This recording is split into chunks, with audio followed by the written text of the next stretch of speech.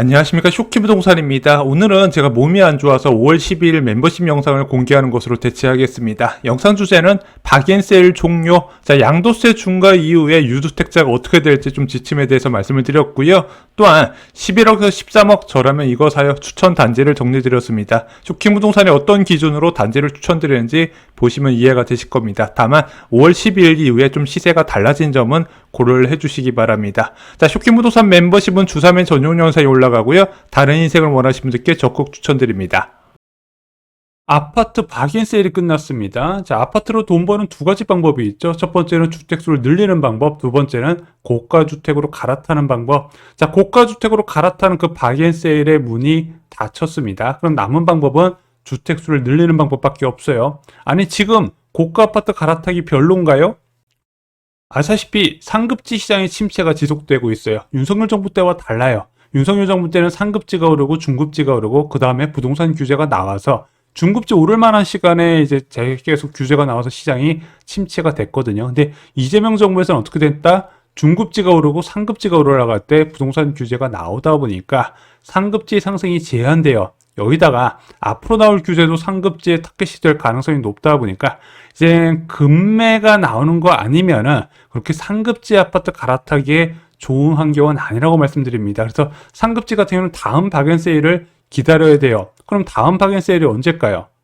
일단 두 가지 시나리오가 있어요. 첫 번째는 기준금리 인상하고 나서 겨울에, 그래서 지금 한두 차례 정도 금리를 올리고 나서 겨울 되면 좀 쇼크가 나타날 수 있거든요. 그때 기다릴 수 있는 방법이 있고요. 두 번째는 이제 상승장에서 유일하게는 하락이 나타나는 종합부동산 대책 직후입니다. 그래서 대규모 규제 발표 직후에 심리적 공황 상태에서 좀 매수하는 방법이 있어요. 그래서 627 부동산 대책이나 1015 대책 이후에도 상급지에서 1억에서 2억 정도 빠진 금매가 나왔거든요. 그런 것을 기다리는 방법이 있습니다. 오늘 세입자 있는 주택의 토지거래 허가구역 실거주 유예 확대 정책이 나왔어요. 그래서 상담을 할 때 1주택자 금매 나오면 잡아도 되지 않나요? 이렇게 질문 주시는 분이 있는데, 제가 볼 때는 양도소득세 중과 제도 시행처럼 좀 금매가 많이 나올 가능성은 그렇게 많아 보이지는 않습니다. 물론 뭐 매물이 늘어나는 효과는 있지만 초금매가 막 급증한다 그렇게 보지는 않아요. 일단은 이 금매가 확실하게 나타나면 갈아타는 것을 추천드리지만 그 금매가 제가 볼 때는 무주택자로 한정돼서 나올 가능성이 있어서 상급지 아파트 수요의 대부분을 차지하는 갈아탄 수요자가 그렇게 먹을 거는 많지 않을 것으로 보여집니다. 또한 대출 규제 때문에 이제 상급지 갈아타기가 막힌 분들 많이 계시거든요. 그런 분들은 어쩔 수 없어요. 15억이 아파트 투자하시면 됩니다. 그래서 아파트나 재개발 중에 선택을 하시면 되는데, 이제 15억 이하는 이제 매물 부족과 전세값 상승에 영향을 받아서 더욱더 상승할 가능성이 있다고 봐요. 그래서 첫 번째로 관심을 가질 게 이제 비규제 지역 역세권 단지예요. 저희가 얼마 전에 경기 남부 역세권, 수도권 서부 지역 순으로 한번 추천을 드렸죠. 왜 그러냐면 규제 지역의 매물이 감소하면 비규제 지역으로 수요가 전환될 수밖에 없다는 겁니다. 특히 지금 비규제 지역에서도요, 입주 가능한 매물이 빠르게 줄어들고 있어요. 6월 26일 날 소액 투자 특강에서 추천드렸던 단지들의 가격 변 한번 보실래요? 신흥덕 롯데캐슬 레이시티 34평을 추천드렸습니다. 그 당시 6억 9천이었거든요. 현재는 7억 5천부터입니다. 권선자의 2편의 세상 33평도 6억 5천에서 현재 6억 8천부터, 권선현대 24평은 3억 8천에서 4억부터 시작하고 있습니다. 그래서 저희가 다음 멤버십 영상에서는 좀 용인 지역 추천 단지를 추려드려 볼게요. 일단 그 전에 저희가 수원 한번 추천드렸었죠. 수원 지역이나 용인 지역, 경기 남부 지역의 수요 변화가 굉장히 빠르게 나타나고 있기 때문에 좀 빠른 이제 움직임을 서두르시는 게 어떨까 생각이 듭니다. 재개발은 상반기 중에 매수 결정하신 게 어떨까 생각이 듭니다.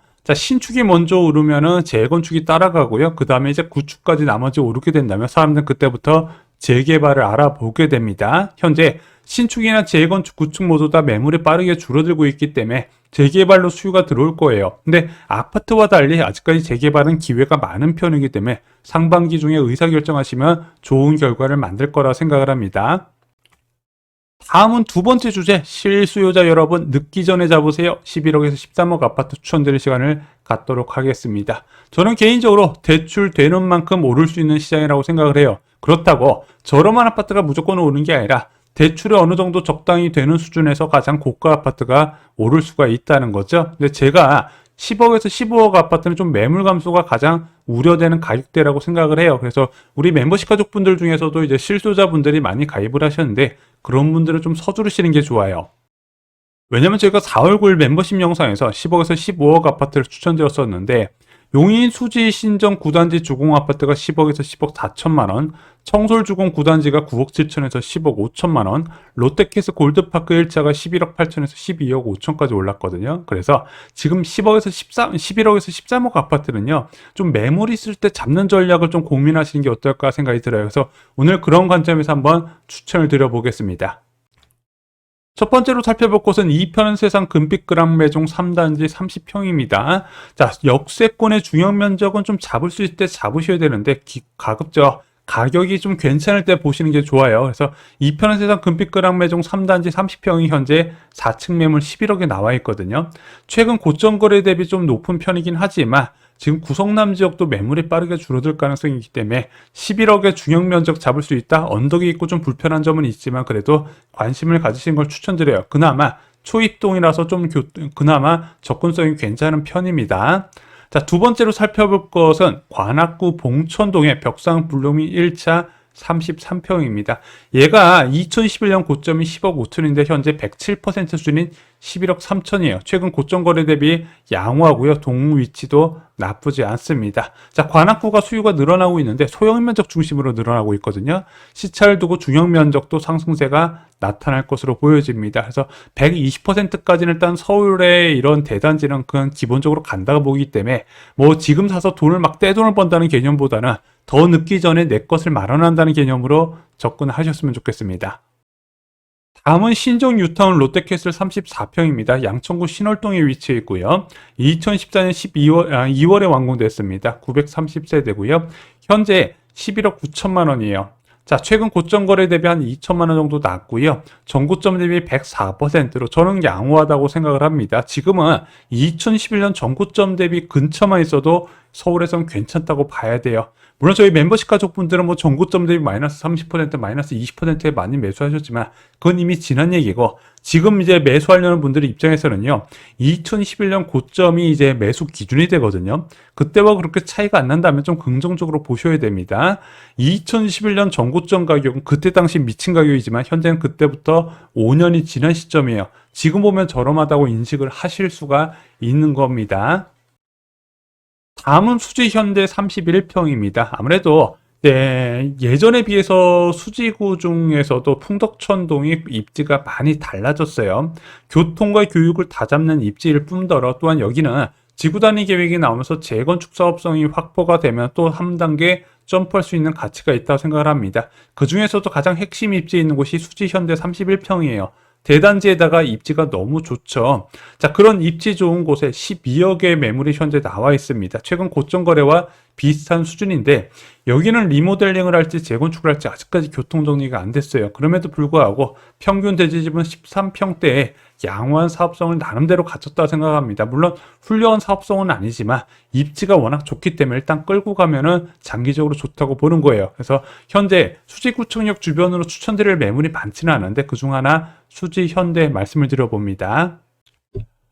올해는 안양시가 많이 오를 것으로 예상이 돼요. 그래서 안양시의 평촌 어바인버스 늘 추천드리는 곳입니다. 현재 34평이 12억에 호가를 하고 있습니다. 그래서 안양시에 내 집 마련하는 분들께 가장 편하게 추천드리는 곳인데 전고점 대비 107%로 많이 오르긴 했습니다. 그럼에도 불구하고 이 안양시에서 12억대에서 찾을 수 있는 몇 안 되는 괜찮은 지역이라서 편하게 추천을 드려요. 인동선 예정 지역이기도 하고요.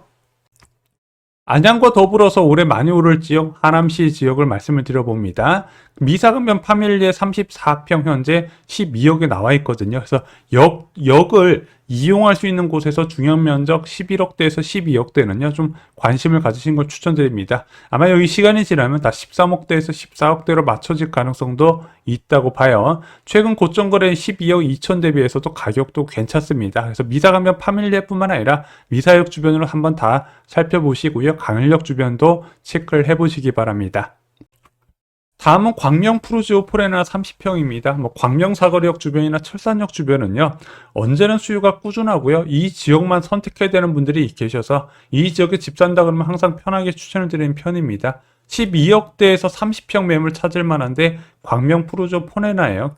교통도 나쁘지 않고요. 11구역이 완공된다면 더욱더 거주 여건이 괜찮아질 거라 생각합니다. 그래서 12억대에서 신축 잡으려 할 때 이만한 선택지도 찾기 쉽지 않을 것으로 보여져요. 최근 고점 거래 대비 이제 뭐 큰 차이는 없지만 그래도 장기적 관점에서 조정이 된다면 끌고 갈 만한 가치가 있다 생각을 합니다. 구축 사서 수리비 들어가는 거 고려하면 이런 것도 좋은 선택지가 돼요. 한번 꼭 임장을 가보셨으면 좋겠습니다. 오늘 두 가지 소식을 전해드렸습니다. 하나는 이제 박앤세일이 끝난 유주택자 입장에서 어떤 선택을 해야 될지, 아파트 갭 투자도 좋고요, 재개발 투자도 좋습니다. 그래서 더 올라서 선택지가 없어지기 전에 움직이는 게 어떨까 생각이 들어요. 두 번째는 저희가 11억에서 13억으로 잡을 만한 실거주 아파트에 대해서 정리를 드렸습니다. 오늘 준비한 소식은 여기까지입니다. 다음에 더 알짜 정보로 이제 인사드리겠습니다. 멤버십 가족 여러분, 편안한 밤 되세요.